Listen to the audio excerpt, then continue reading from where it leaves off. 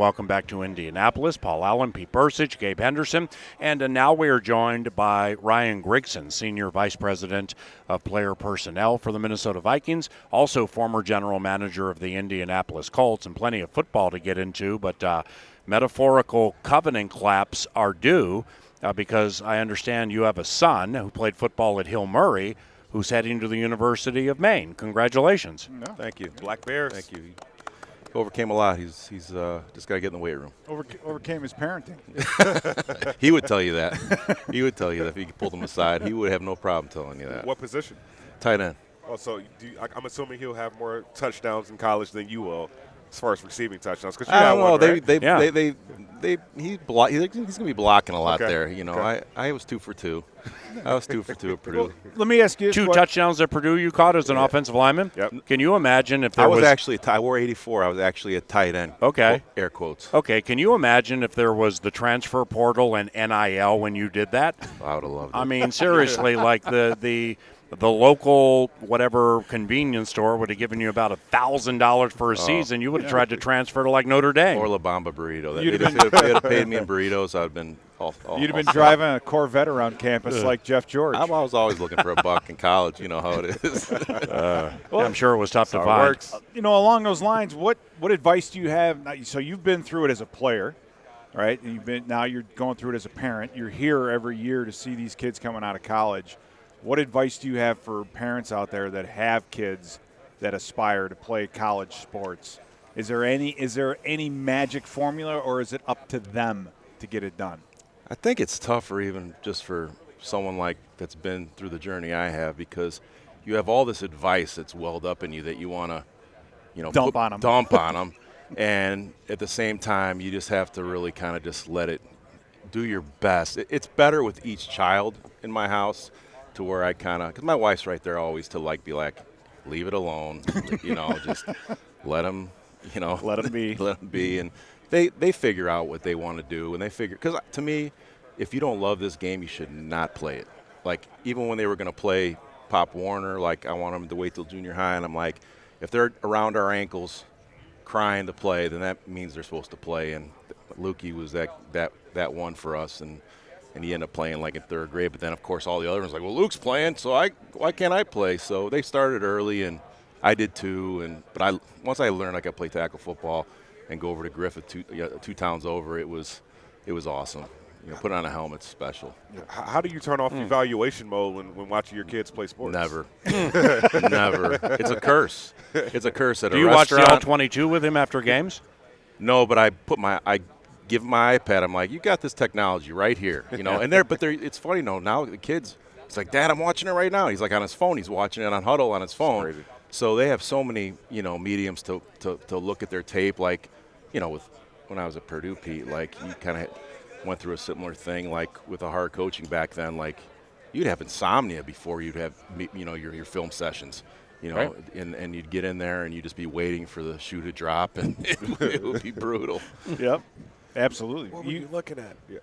You with all that being said, you see you can't turn it off. Do you find yourself, watching tennis on a night Never. and evaluating athleticism? No. You ever seen somebody run across the street and been like, "Hey, here's my card"? You just carry a stopwatch at all times. Little stopwatches. tight in the hips, but maybe not a knee bender. I evaluate bad athletes all the time, whether, if I'm just walking on the street and like, there's no way that guy ever played, or like, just someone's gait, you could tell if they have any looseness in their body, or if they could run a route. Like, that's the curse part of it. Like, whether it's basketball, like, I remember when Morant. John Morant. was coming out of McNeese State? Murray. Murray, yep. And Murray we State. went to see Purdue play in a March Madness tournament in Connecticut with my whole family. And my son Noah, I think, he's at Mount Union, played quarterback in lacrosse, and he's kind of the one that's kind of, I think, got that feel about him with just players, and like he'll walk by if I'm watching, they'll be like, Dad, that guy can't run. Why are you watching him?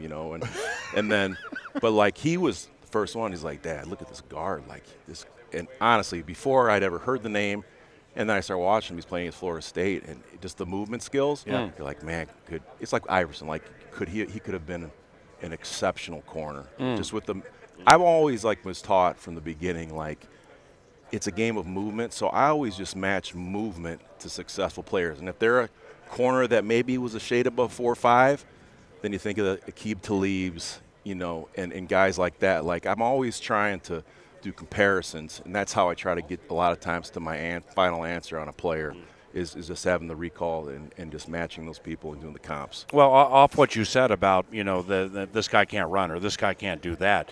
In your business as player, vice president of player personnel or general manager, do the best evaluators see the positives? You know what I'm saying? See the positives first, as opposed to starting with the negatives.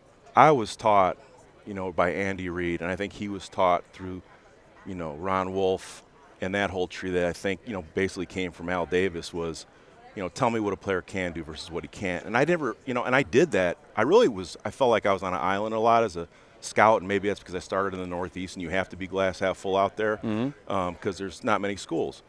So, I was naturally kind of like that. I still am like that till this day. And I like to promote what a guy can do because when I became a decision maker, I realized why Coach Reid was like that, because if you're the other way, then you're going to have a bare draft board. You're going to have a first round, and then you're going to have nothing else, And that's something that's, I think, near and dear to my heart, and everyone knows it on our staff. A wise man told me that a good scout knows the good restaurants in all these towns. Is that true? Would you agree with that? Because you're the one that told me. Even like Howie Roseman with the Eagles has always said, you can tell a good evaluator by, who they marry, by who where they stay, where they eat, and I took it as a source of pride.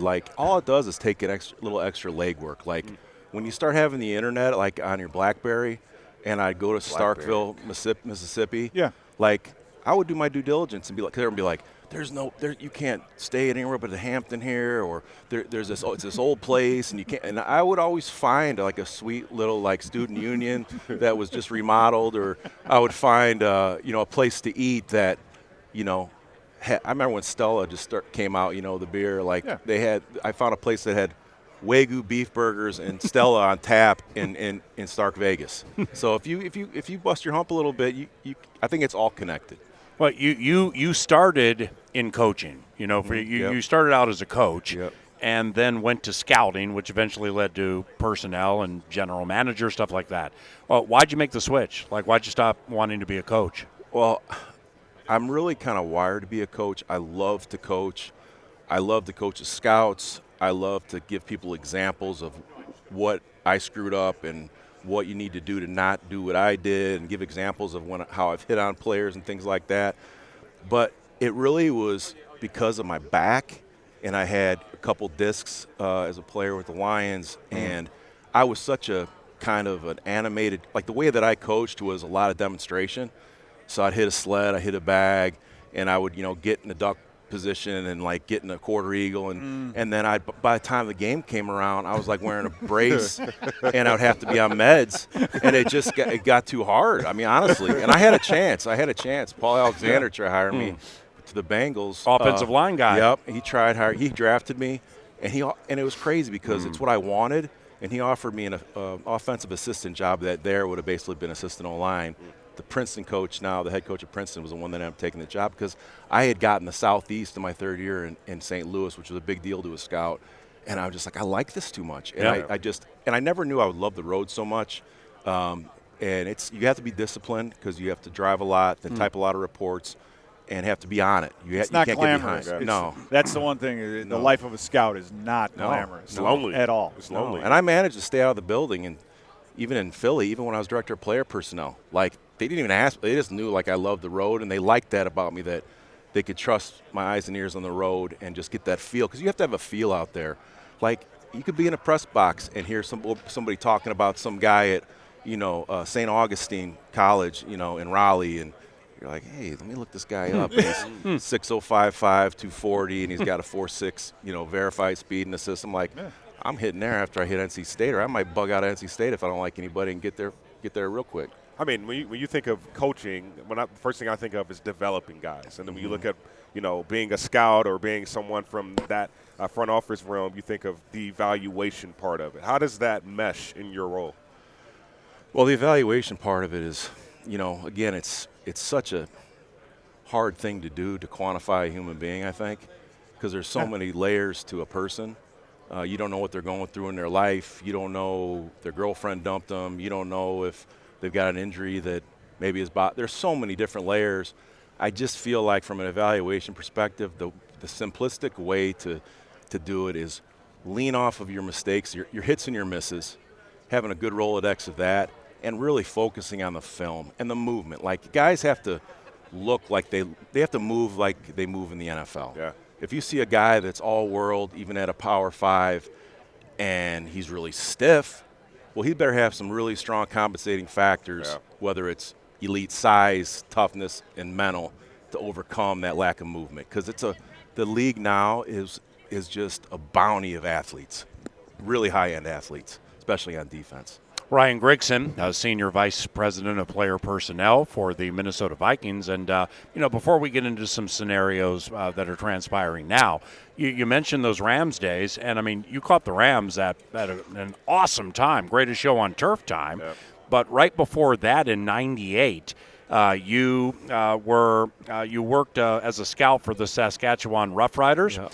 So how does one scout that? Do you, go to Clemson and say, hey, Coach Sweeney, who are the bottom 35 players on your roster, and can I meet with them all? No, what you do is I scouted the Cheese League, and back then there was Jacksonville was in Wisconsin, New Orleans was in lacrosse. There were 6 teams there, and I went down to I scouted the Bengals. I scouted about 10 teams for them in the preseason, and that's where you would meet with a pro director, and he would kind of go over the roster with you and give you the bubble guys. And then you sit and watch film of the practices of the bubble guys.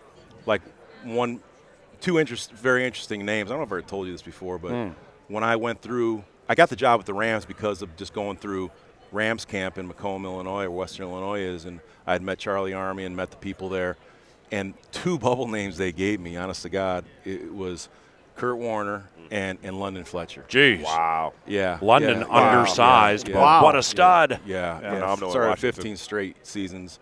He had 202 tackles at John Carroll and played basketball there. John Carroll, a ton right? Of points. Yeah. And then Kurt was interesting about that was he was battling it out for the 3rd spot with Will Fuhrer, who was kind of a pet cat to Coach Vermeil, and they kind of said that he would have a hard time overcoming that, that he had somebody already there in the system, and that's what you want, in your 3rd guy, someone that can go in and at least not screw it up, and sure enough, he made the team, and then the next year he's MVP, and that's why I feel like once people know my background, they know why I don't discriminate on the Arena League. I worked in it, CFL, I worked in it, and NAIA football.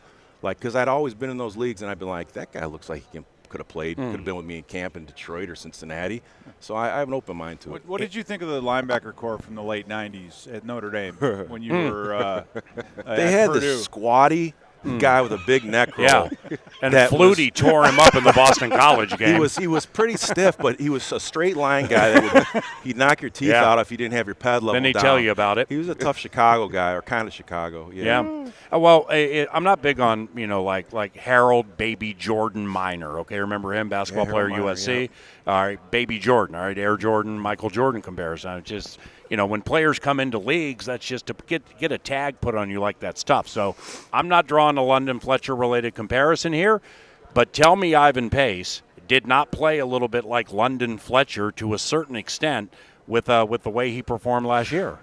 He is a great football player. He's super instinctive. He's atypical, though. His body type is atypical, and just the way that he can slip blocks, and just how that's the position, Pete, that because I was with Stephen Boyd and Chris Spielman at Detroit, and they weren't burners. But if you have a half a step or a step on somebody because of the way you see the game, and when the ball snapped or pre-snap, you got to jump on it, and you'll actually be faster play speed than someone else who's even faster than you. So, that's how I look at it. And the thing about Ivan was our coaching staff did a really great job of digging their heels in on him, because we were going to think of going a little bit bigger, and just that's something I try to preach, and it's one thing that Kwesi's cool about me trying to espouse on the staff is just if you don't have conviction, like we won't know like who you like. Like you could spend all these hours on the road, or the staff could watch, but if you don't speak up and we don't feel your conviction, then how can we make the right decision? Because we might be making a mistake if you don't speak up. So, like Mike Saravo and Flo, they're like, no man, listen, we gotta look at pace, like and it sure as heck worked out. So, like we liked him. He was awesome at the Senior Bowl. But of course, obviously he didn't get drafted because people overlooked him due to his stature. Right. Period. And now we have a great player that was a CFA that should obviously have been a high pick. Hit like a freight train. Kevin O'Connell and Kwesi Adolfo-Mensah both spoke on this radio show and at their press conferences just yesterday rather extensively about Kirk Cousins and just kind of like what the situation is. Yeah, we want him back. Hopefully it works out, blah, blah, blah. Now, doing what you do, Senior Vice President, Player Personnel, right-hand man to the GM, until that situation solves itself, how difficult is it to move forward with like what next proverbial shoe will drop? That's such a good question, and it's so true. But like Kwesi is really good with, and I wasn't able to do this to the level he does, is just having scenarios like across the board and us looking at those scenarios. If X happens, like what will Y look like? And that's something that has been really good to see for me, because then you actually work through these scenarios, and then you're like, okay, how do I feel about this happening? Yeah. And then you extrapolate things, just actual feeling from it, and then it seems like, oh, everyone feels really good if this happens. Yeah. So then you're prepared, because right now, like you said, it's murky until something actually happens, and then you can set the wheels in motion with the whole roster. Mm-hmm. So it's a little the limbo thing is a little unsettling, but once we've spent so much time meeting as a staff, and and KO, he's a trooper. He sits through our meetings, and and Kwesi's always in there, and ownership is sometimes in there, and it's good because I feel like we've communicated and talked so much about so many different angles that I think we'll be prepared like in a moment's notice. You're terrific, brother. Thank you very much. Thanks, guys. You guys are cool. And thank you. Welcome Thanks, back, Pete. man. Welcome back. It's good Pete. to have you back in Indy.